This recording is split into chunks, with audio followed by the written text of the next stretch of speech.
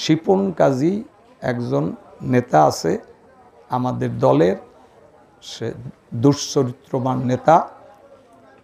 সেই নেতার কর্মী সালাম দুইজন মুরব্বীদের দুইজনকে আপনাদের সাক্ষী রেখা আমি কিছু কথা বলবো, এজন্য আমাকে একটু সময় দেবেন। আজকের এই আলোচনা সভার সভাপতি এই ওয়ার্ডের জনাব সালেহ আহমদ ফকির উপস্থিত আছেন, প্রধান অতিথি মনিরুল হক ফরাজি উপস্থিত আছেন, প্রিন্সিপাল শাহ আলম সাহেব উপস্থিত আছেন, মঞ্চে বিভিন্ন ওয়ার্ডের নেতৃবৃন্দ নির্বাচিত উপস্থিত আছে, আমার স্নেহবার সন্তানতুল্য ছোট ভাই আবু সালে আহ্বায়ক ছাত্রদল সাবেক, অন্যান্য নেতৃবৃন্দ উপস্থিত, খাউলিয়ার জনগণ, আসসালামু আলাইকুম।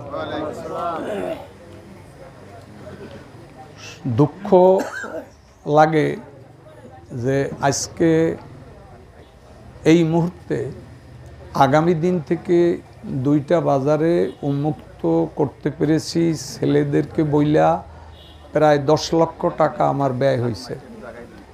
10 লক্ষ টাকা সম্ভবত 50,000 টাকা কম এই ব্যয় করিয়া উন্মুক্ত করলাম এই ইউনিয়নের জনগণের স্বার্থে। আমি অনেকবার দেখছি, এই কিছুদিন আগেও আউয়াল বই বেচা আউয়াল সন্ন্যাসী বাজারের যারা বাসিন্দা দোকানদার তাদের কাছ থেকেও টাকা নিত। এই উপস্থাপক মাস্টার আলিম যে কথা বলছে 150 টাকায়, ওই যে ঘটনা, এরকম ঘটনা বহু, এগুলো আমার হৃদয় ভেদ করত। তা আমি বারবার মনের ভিতরে আমার চিন্তা আসতে যে এই কাজটা করলে কেমন হয়। তো কিছুদিন আগে যখন বাজার ডাক হয় তার 10-12 দিন আগে সম্ভবত আমার মেজো ছেলে দেশে আসলো, সন্ন্যাসী বাসায় বসে আমি ওরে প্রস্তাব করলাম যে বাবা, এই ইউনিয়নে তো অনেক বাজার, তা আপাতত এই বছর এই সন্ন্যাসী, আমরা এখানের বাসিন্দা, এখন সন্ন্যাসী বাজারে আমরা থাকি, এখানে আমাদের বসত বাড়ির হইছে, আর আমার গ্রামের বাড়ি আমতলি, ওই আমতলি বাজার আর এই বাজারটা এবারে একটু ডাক নিয়ে জনগণের স্বার্থে উন্মুক্ত করা যায় কিনা। ও সাথে সাথে বলল যে আব্বু, এটা অত্যন্ত গুরুত্বপূর্ণ বিষয়, জনগণের স্বার্থে সদগায় জারিয়া, আপনি আগান। সাথে সাথে বলছে, তা ইনশাল্লাহ সেটা আগাইয়া কিছু লোকের ডাকের দিন টেন্ডারে প্রায় 20-25টা ফর্ম বিক্রি হয়েছে। সেই ফর্মালাগো সবাই সহযোগিতা করছে, তাদেরকে ফর্মের দাম সামান্য কিছু টাকা বেশি দিয়া সবাই ছাড়িয়ে দিয়েছে। গভর্নমেন্টের টাকা এই রঙ্গু বিশিষ্ট ব্যবসায়ী 40 জন সদস্য নিয়ে যে ব্যবসাটা করে, সংস্থা নামে পরিচিত যে ব্যবসা, সেই সংস্থার হিসাব নিকাশ থাকে রঙ্গুর কাছে। ওরে গফফার কাজী এদেরকে নিয়ে বসলাম, রঙ্গু ওরা বলল যে আপনি বাজার টাকা কমাবেন, কতদিন পর কমাবেন কি হয় বলা যায় না, তার চাইতে আপনি একবারে নিয়ে নেন। মানে যে টাকা গভর্নমেন্ট চাইছে ওই টাকা পরিমাণ দিতে হবে, দিলে একবারেই দিয়ে দেবে। তাই 5 লাখ কত টাকা, 32,000 না কত টাকা গভর্নমেন্টের টাকা, এর উপরে 30% ভ্যাট ইনকাম, এতে প্রায় 7.5 লাখ টাকা সন্ন্যাসী। আমতলি 2 লাখ টাকার মতো হয়।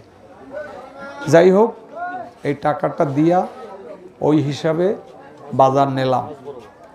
আজকে আগামী দিন বাজার উন্মুক্ত শুরু হবে, সেই হিসাবে আমতলি আসবো আসরবাদ, এখানে কথা বলবো, কথা বললে মাগরিব বাদ সন্ন্যাসীতে আলোচনা করব, ব্যবসায়ীদের নিয়ে, জনগণ নিয়ে।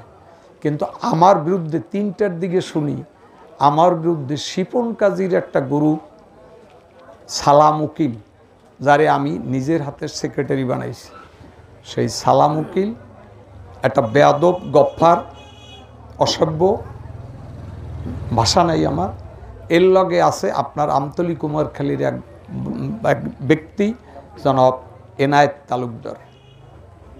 এই এনায়েত তালুকদারও আজকে আপনাদের কলজার উপর থেকে আমার বিরুদ্ধে সাংবাদিক সম্মেলনে করছে। এখানে যারা যে কয়জনে করছে তার ভিতরে এই এলাকার এনায়েতকে নেতৃত্ব দিয়ে 2-4 জন লোক লইয়ে গেছে। এই দুই মুরব্বীর সামনে আমার দুঃখ হয় যে এত কিছু এই দেশের মানুষের জন্য করতেছি, তারপরও এই বেয়াদবিমূলক আচরণ শুনলে অবাক হবেন।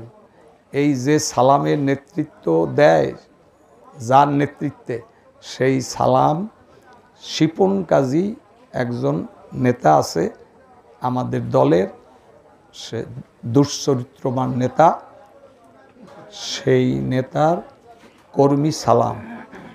সবচেয়ে অবাক হবেন আপনারা, ডক্টর ওবায়দুল একটু শিক্ষা সম্পাদক হিসাবে কেন্দ্রীয় কমিটির বিএনপির, তার বাড়ি যে গ্রামে, সেই পাশাপাশি 1000 ফিটও দূরে না এই সালামের বাড়ি, এই গফফারের বাড়ি। তার বিরুদ্ধে সমালোচনা করে যে কিভাবে আমার বোধগম্যে আসে না। অবাক হবেন আপনারা, এই সালামের একটা ভাই ভিক্ষা করে, স্টিল এখনো ভিক্ষা করে, আপন বড় ভাই, সেই দিকে খেয়াল নাই। ভাইরে ভিক্ষা না করাইয়া যদি বসাইয়া 2 পয়সা দিয়া কোনো ব্যবসা বাণিজ্য করাইয়া দিন কাটায় তাইলে কিন্তু হয়, সেই দিকে না চাগাইয়া শিপন কাজীর হাত শক্ত করে বাড়ির পাশে ওবায়দুলের বিরুদ্ধে যাইয়া, সেই সালাম বাড়ির পাশের ওবায়দুলকে ছোট করার যে লিপ্ত হইতে পারে, সে আমার মতো সেলিমের বিরুদ্ধে কথা বলতে পারবে না কেন? সেখানে আমার বাড়ির পাশের এনায়েত আবার তার লগে যুক্ত হয়েছে। আপনাদের সাক্ষী রেখা আমি এই দুই মুরব্বীর কাছে বিচার দিচ্ছি। আপনারা অনেক বড় অবস্থান হোল্ড করেন, এদেশের দক্ষিণ অঞ্চলে অনেক কিছু নির্ভর করে আপনাদের উপর। জনাব শাহ আলম সাহেব, আপনি এই আমতলিরই পাশের মানিকজোর গ্রামের বাসিন্দা, আপনার জন্ম এখানে।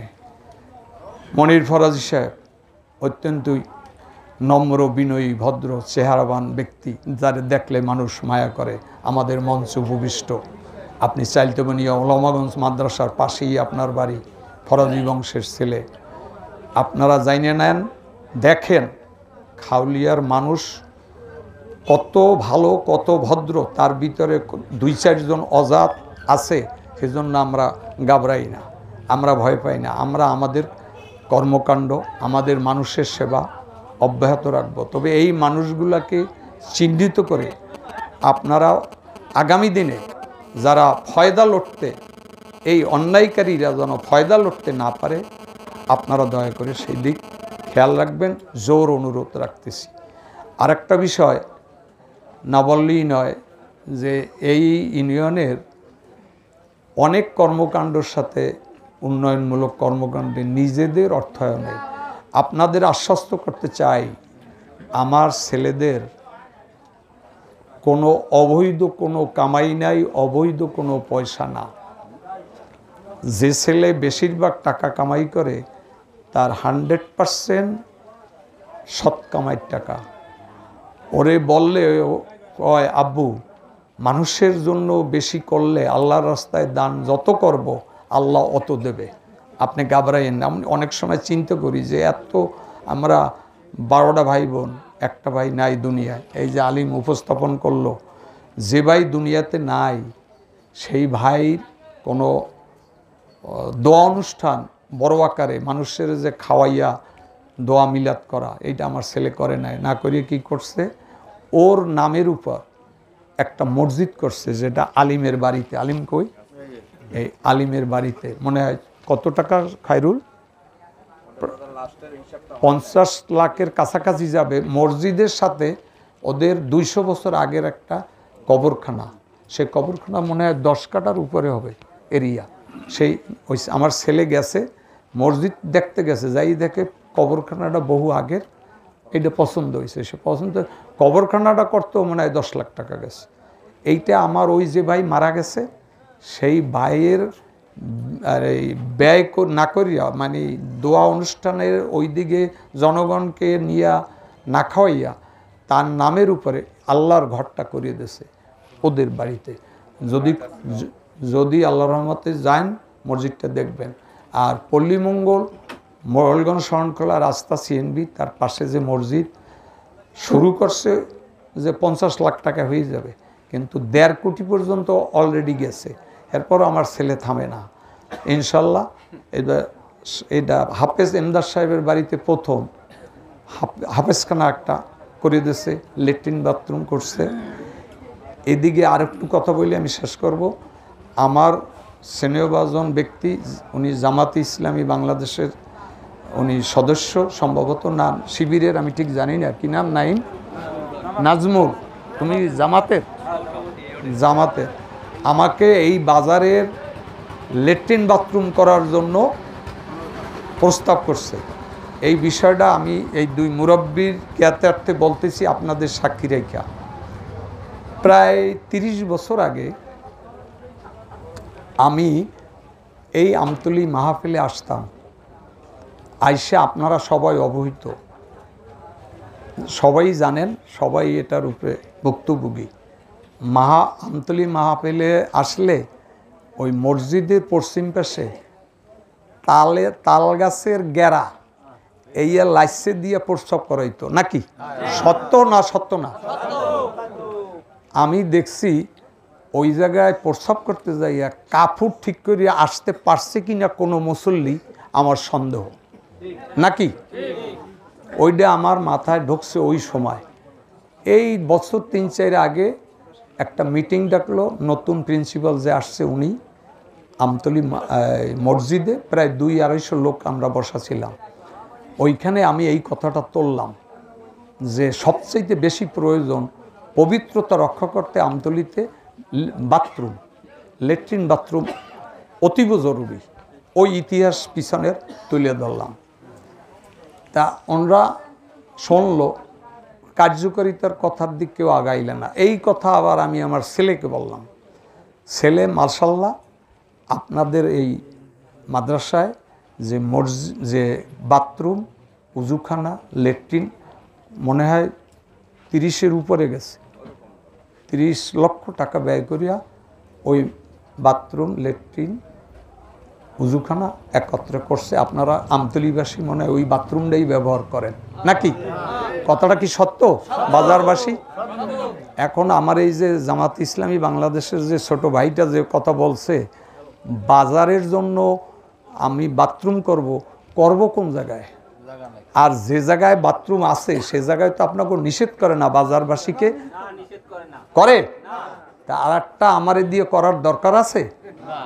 কথা বলেন, কথা একটু বললেন। আমার দুই মুরব্বী জায়গায় বসা আছে, পাইছেন বাথরুম, পাইছেন উজুখানা, আর ওই যে গেরা মনে আছে তো?